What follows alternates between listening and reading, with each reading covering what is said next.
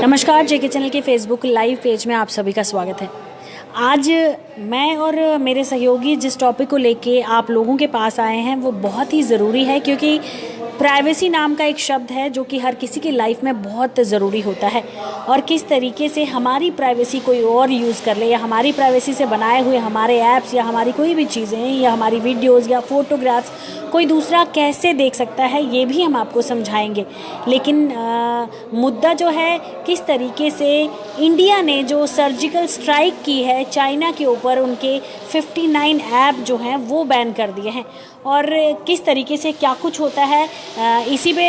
मेरे सहयोगी सौरभ कल्याण मेरे साथ बैठे हुए हैं और ये आपको एक्सप्लेन करके बताएंगे, इवन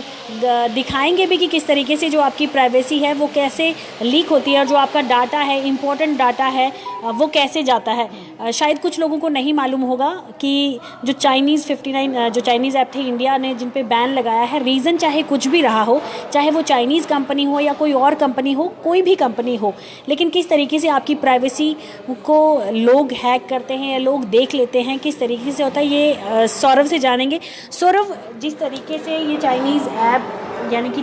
चाइना के जो हमारे भारत ने 59 जो ऐप्स हैं उन पे बैन लगा दिया गया, तो मैं चाहूँगी कि थोड़ा एक्सप्लेनेशन के साथ मेरे जो व्यूवर्स हैं जो देख रहे हैं उनको आप समझाइए कि किस तरीके से ये जो आपकी प्राइवेसी है लीक हो जाती है, डाटा आपका चला जाता है और आपकी बहुत सारी जो खुफिया चीज़ें होती हैं वो लोगों तक पहुँच जाती है। बिल्कुल, मैं आज वही जो मेरे हाथ में ये फ़ोन है, इसी फ़ोन के ज़रिए जो है आपको बिल्कुल साफ़ भाषा में और साधारण लैंग्वेज में आपको समझाने की कोशिश करूँगा कि किस तरह से आपका जो फ़ोन है बिल्कुल भी सेफ़ नहीं है। अगर आप सोचते हैं कि आपके फ़ोन में आपकी फ़ोटोज़ हैं वो सिर्फ आप तक सीमित रहेंगी, तो ऐसा बिल्कुल नहीं है। और किस तरीके से आपका फ़ोन हैक हो सकता है, मैं ख़ास तौर पर आपको वो बताने जाऊँगा। उदाहरण के लिए जी, जिस तरीके से आपने कहा कि फ़ोन हैक हो जाते हैं, किस तरीके से फ़ोन हैक होते हैं और क्या कुछ होता है, एक छोटी सी एग्जांपल देने की कोशिश करती हूँ, क्योंकि हमारे घर में बहुत सारे बच्चे होते हैं। जब हम फ़ोन पे वो लोग वीडियो गेम या कुछ भी गेम्स डाउनलोड करते हैं तो वो हर चीज़ को ओके करते हैं, क्योंकि उनको इतनी नॉलेज नहीं होती है। मतलब सभी को नहीं होती, सब कुछ लोगों को होती भी है। और अभी जब सौरभ आपको दिखाएंगे कि किस तरीके से ये काम करती हैं और किस तरीके से जो आपका डाटा है वो बाहर चला जाता है, तो सौरभ मैं चाहूँगी कि तुम मेरे दर्शकों को दिखाओ किस तरीके से ये जो ऐप है ये काम करती है। बिल्कुल, मैं अपने दर्शकों को दिखाना चाहूँगा। एक्चुअली जिस तरह से आप देख सकते हैं, ये मेरे हाथ में इस वक्त ये फ़ोन है और आपके उदाहरण के लिए मैंने स्पेशली एक ऐप जो है अभी डाउनलोड की है। ये उदाहरण के लिए ट्रू कॉलर ऐप डाउनलोड की है। ये कोई भी एक नॉर्मल ऐप हो सकती है जो आप प्ले स्टोर से डाउनलोड करेंगे। जैसे ही मैं इस ऐप पे क्लिक करता हूँ, ये इंस्टॉल अभी की है मैंने, आप देखते हैं सबसे पहले एक स्टार्ट होने का एक ऑप्शन आता है। कई सारी ऐप्स होती हैं जिनके स्टार्ट में टर्म्स एंड कंडीशन ऑप्शन आता है, एक बॉक्स बना होता है, हम उसे टर्म्स एंड कंडीशन बिना पढ़े ओके कर देते हैं और हम ये नहीं जानते कि उन टर्म्स एंड कंडीशन में क्या लिखा होता है। अब उदाहरण के लिए मैंने ये गेट स्टार्टेड कर दिया। अब सबसे पहले ट्रू कॉलर जो है वो क्या मांग रहा है कि आप इसको अपना डिफ़ॉल्ट रखना चाहते हैं या नहीं, मैंने कैंसिल कर दिया। अब यहाँ पर कंटिन्यू करने के बाद सबसे पहले ये देखिए ट्रू कॉलर क्या कह रहा है कि allow Truecaller to access your contact. कोई भी ऐप जब आप डाउनलोड करते हैं तो सबसे पहले आपसे एक्सेस मांगती है, ये कॉन्टैक्ट्स का एक्सेस मांग रही है, और अगर मैं इसको एक्सेस नहीं दूंगा, अलो नहीं करूंगा, तो ये ऐप रन ही नहीं करेगी, मेरे फ़ोन में खुल ही नहीं पाएगी। मैंने जब अलो किया तो मेरे जितने भी कॉन्टैक्ट्स हैं मेरे फ़ोन के, वो सारे ट्रू कॉलर के पास चले गए। मेरे फ़ोन का जितना भी डाटा है, मेरे फ़ोन के अंदर जितने भी कॉन्टैक्ट्स हैं, क्योंकि मैंने अपने फ़ोन से परमिशन दी है, उन्होंने पूछा, मैंने खुद अलो किया है। अब allow Truecaller to make and manage phone calls, यानी कि अब ट्रू कॉलर हमारे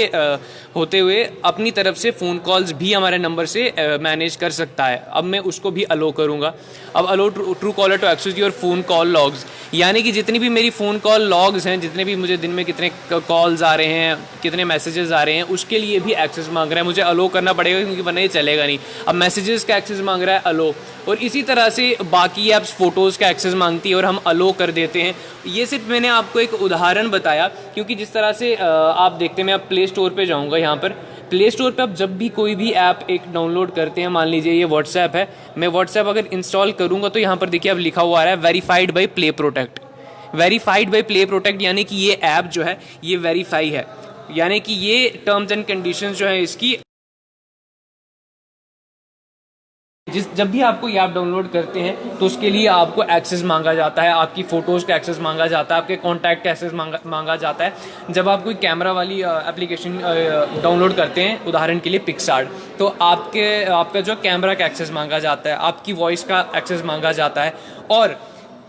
अगर ये जो ऐप्स थी, जिस तरह से मैंने आपको बताया कि वेरीफाइड बाई प्ले प्रोटेक्ट का साइन आता है प्ले स्टोर पे, प्ले स्टोर से आप जितनी भी ऐप्स डाउनलोड करते हैं वो कहीं ना कहीं जो है सेफ़ होती हैं, क्योंकि प्ले स्टोर पर वही ऐप्स जो हैं डाउनलोडिंग के लिए आपको उपलब्ध मिलती हैं, जो कि पहले से ही वेरीफाई हुई होती हैं और प्ले स्टोर के ऊपर आती हैं। लेकिन आपने देखा होगा कई बार ऐसा होता है कि हम ऐप्स डायरेक्ट गूगल से डाउनलोड करते हैं, मतलब यानी कि कोई भी लिंक मिल गया एंड उस लिंक के ऊपर क्लिक करके हमने कोई भी ऐप डाउनलोड कर ली एंड वो ऐप जो है वो वेरीफाई नहीं होती है और हम उसको अलो दे देते हैं, एक्सेस दे देते हैं अपनी फ़ोटोज़ का, अपने कैमरा का, अपने वॉइस का, रिकॉर्डिंग का, और उसी तरह से जो हमारा फ़ोन हैक हो जाता है। यानी कि जैसे ही मैंने एक्सेस दे दिया, मेरा फ़ोन ये बंद पड़ा है, ये स्क्रीन लॉक पड़ी हुई है, लेकिन जिसको मैंने एक्सेस दिया है वो उस ऐप का जो मालिक है, यानी लीजिए कोई भी स्टूडेंट है आईटी का, उसने वो एप्लीकेशन डिज़ाइन की है, मुझे लिंक भेज दिया, मैंने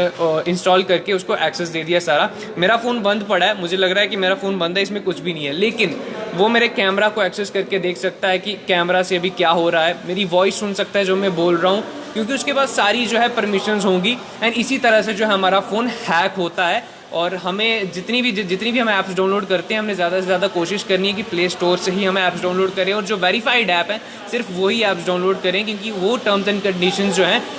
प्ले स्टोर्स के साथ उनकी होती है और वो हमारे डाटा को सेव करती है। और कहीं ना कहीं जिस तरह से चाइनीज़ ऐप्स का हम बात कर रहे थे कि 59 ऐप्स जो थी वो बैन कर दी गई, कहीं ना कहीं यही एक रीज़न भी था, क्योंकि हमारी प्रिवेसी, हमारी जितनी भी जानकारी थी वो कहीं ना कहीं चाइना के पास सारी की सारी चली जा रही थी। और मान लीजिए खास तौर पर जम्मू कश्मीर जो स्टेट है, हम ऐसा होता है कि आपके घर से कभी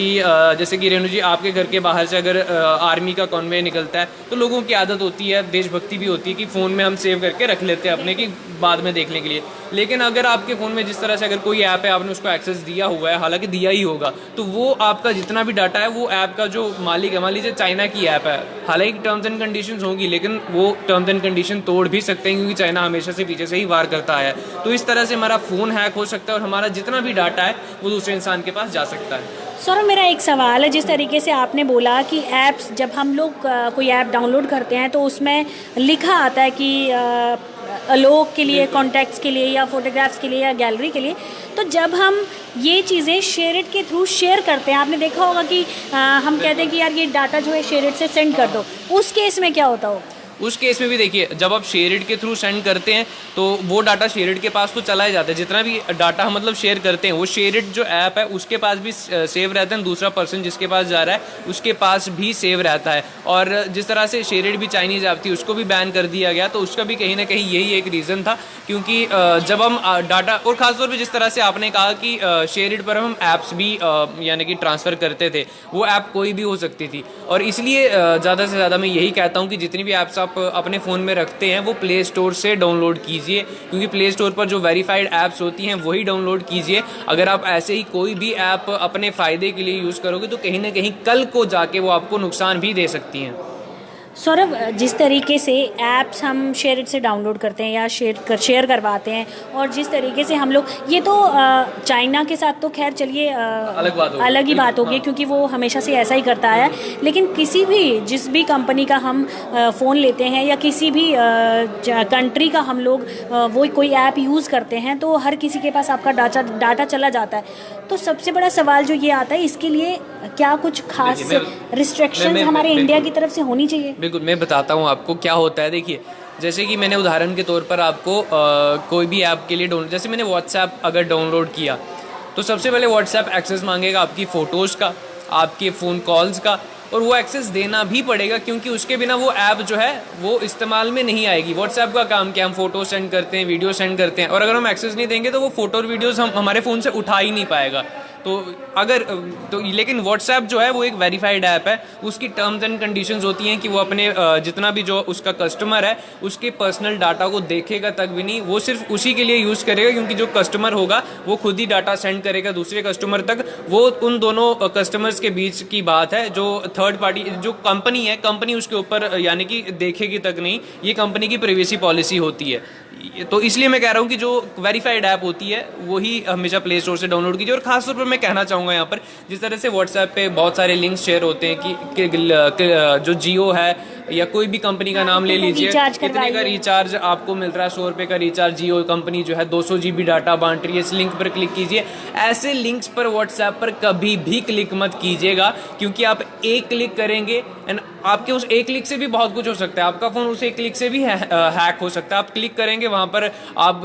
ज़्यादा जिस तरह से मैंने देखा हुआ है कि क्लिक करने के बाद वहाँ पर एक कॉन्टेस्ट चलता है, spin the wheel, spin the wheel, spin, हाँ, आपको आईफोन मिलेगा, आपको आईफोन मिलेगा। वो आईफोन आपको ज़िंदगी में नहीं मिलेगा, लेकिन आपका फ़ोन जो है, आपका फ़ोन, आपका डाटा उनको ज़रूर मिल जाएगा। तो ये ऐसे लिंक्स पर जो व्हाट्सएप पे फॉरवर्ड आते हैं उन पर भी कभी क्लिक मत कीजिए, आपका फ़ोन बहुत जल्दी हैक हो सकता है। तो सौरभ, कहीं ना कहीं बहुत ज़्यादा ज़रूरी है किस तरीके से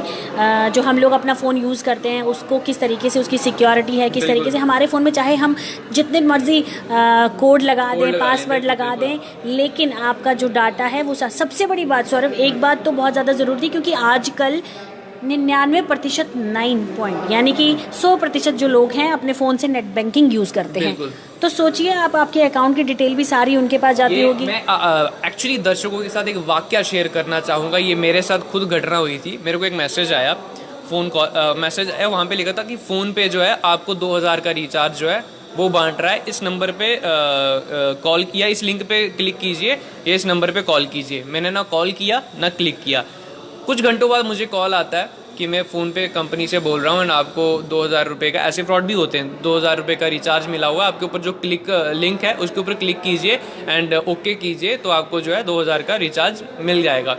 लेकिन जब मैंने उसको अपनी पहचान बताई कि मैं जर्नलिस्ट हूँ, मीडिया से हूँ, एंड आप बताओ आपकी पहचान क्या है, आपका नाम क्या है, एंड जब मैं उससे सवाल पूछने लगा तो शख्स ने फ़ोन जो है कट कर दिया। मैंने दोबारा मिलाने की कोशिश की तो फ़ोन जो था स्विच ऑफ आ रहा था। और मैंने देखने के लिए, एक्सपीरियंस करने के लिए मैंने देखा कि एक्चुअल में है क्या ये लिंक। मैंने लिंक के ऊपर क्लिक किया, क्योंकि एक क्लिक से मैं जानता हूँ कुछ नहीं होता, उसके बाद आप जब खुद एक्सेस दोगे तभी कुछ होगा। तो जैसे ही मैंने उस लिंक के ऊपर क्लिक किया तो डायरेक्ट क्या आया, फ़ोन पे की ऐप खुल गई एंड उसके ऊपर मेरे अकाउंट से 2000 रुपये सेंड होने के लिए एक ऑप्शन आ गया एंड मैंने वो ओके कर दिया होता तो मेरे अकाउंट से 2000 रुपये चले जाते। यानी कि कुछ लोग ऐसे होते हैं, जैसे कि कई माँ बाप भी ऐसे होते हैं, पुराने हैं थोड़े ख्यालात के, मतलब उनको थोड़ा उतना नॉलेज नहीं है, उनको लगेगा नहीं भाई मिल रहा है, वो क्लिक कर देंगे, उनके अकाउंट से उसी टाइम पे पैसे जो है चले जाएंगे। तो इस तरह के फ्रॉड्स भी होते हैं, इसलिए जागरूक रहना जो है वो बहुत ज़रूरी है। बिल्कुल सौरभ, हम कई बार जनरल इन्फॉर्मेशन देते हैं, कई बार ऐसे अलर्ट देते हैं, जैसे अभी पीछे एक स्कैम आया था, इंटरनेशनल नंबर स्कैम आया था, और हमने किस तरीके से लोगों को वो इंटरनेशनल नंबर यानी कि इंटरनेट के थ्रू जो है कॉल्स करते हैं